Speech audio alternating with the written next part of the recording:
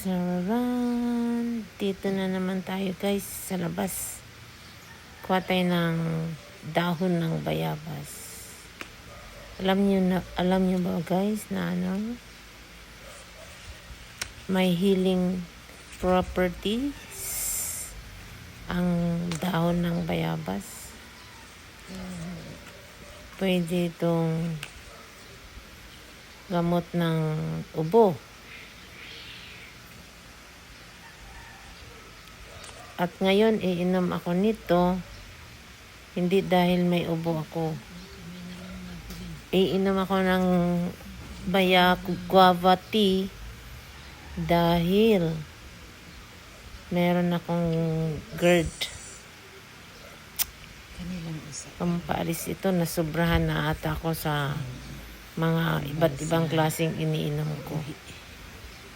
Kaya sa ngayon, magpakabait muna.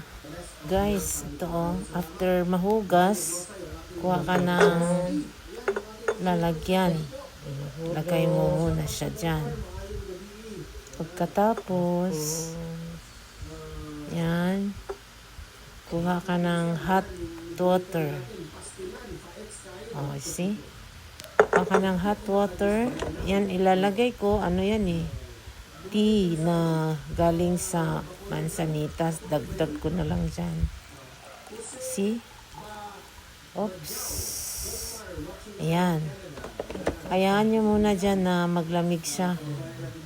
Then, pag malamig na, hindi masyadong malamig pala. Pwede nyo nang dahan-dahanin inumin yung tea. Guava tea.